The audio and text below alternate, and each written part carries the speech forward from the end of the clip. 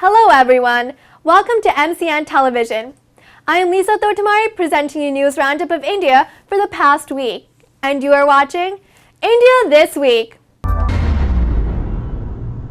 It was really a great relief for the nations around the globe when the US Senate reached a fiscal deal to end the partial government shutdown.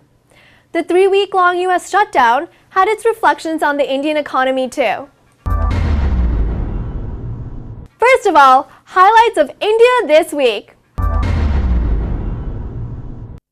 More than 30 people killed in Odisha as tropical cyclone Phailin battered the Indian coastal state. Tamil Nadu police on Friday arrested 33 crew members of an American ship for illegally entering Indian waters with a huge cache of arms and ammunition. Master Blaster Sachin Tendulkar to play his final test at Wankhede home ground in Mumbai in November.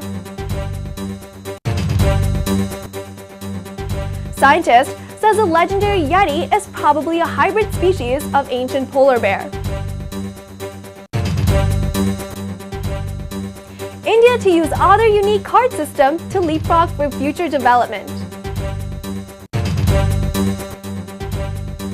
Survey says Aam Aadmi Party on track to win majority assembly seats in Delhi. India Post launches Instant Cash international money transfer service in association with Wall Street Exchange of the Emirates Post Group of UAE.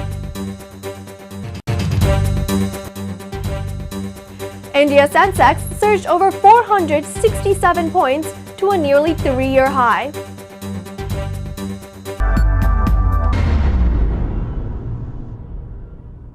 Now, news in detail.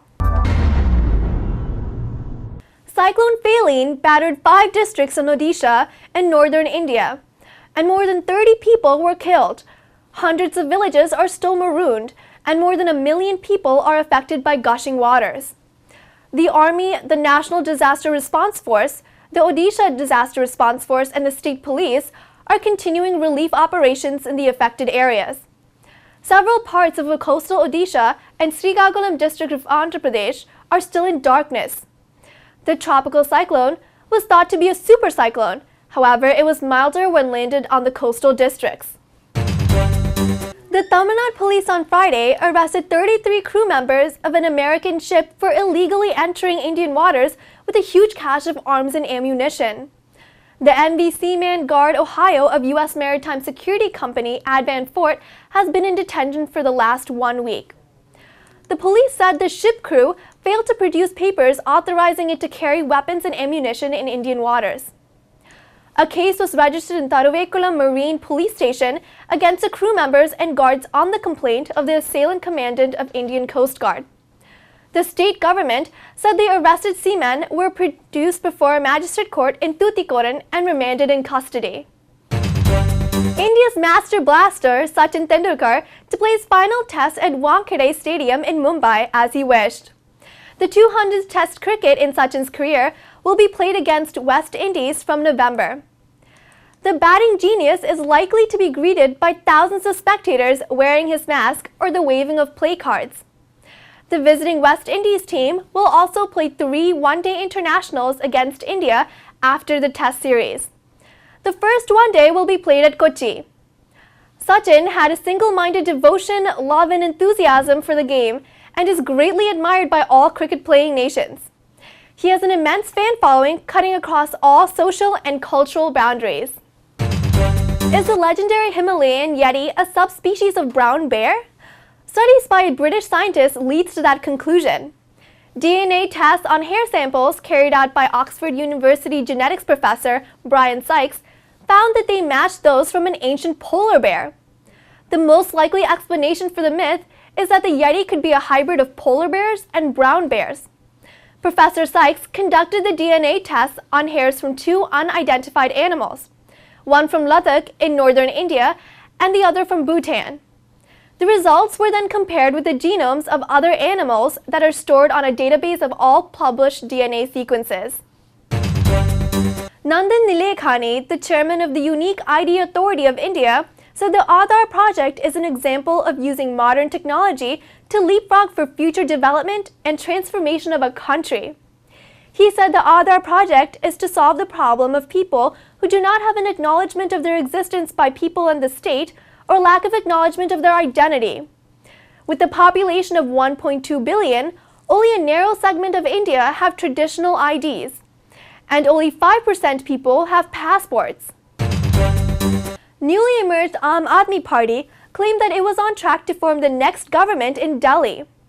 Revealing the results of a survey commissioned by the party, it would lead in 33 seats out of the 70 assembly seats. The party chief, Arvind Kejriwal, claimed that his party would attract votes from 32% of the voters. According to the survey, AAP will be ahead of Congress and BJP, and Kejriwal will be the most popular chief ministerial choice of the people. According to the survey, the party has gained 5 percentage points and moved to top position since the last survey released in August, leaving Congress and BJP behind. Yogendra Yadav, noted psychologist and party leader, said Congress, the ruling party, would get only 28% vote share, and BJP 24%, while AAP will get 32%, up 5% from the last survey in August. India Post launched Instant Cash International Money Transfer Service in association with Wall Street Exchange of the Emirates Post Group of UAE. The service will be available at approximately 17,500 post offices across India by next month through the International Financial System of Universal Postal Union. Instant Cash will be a safe, secure, and reliable money transfer service for the non-residents, as India is the largest recipient of remittances with over $70 billion annually. Half of the remittance come from the Arabian Gulf. India Post is the largest postal network in the world and has completed 158 years of existence.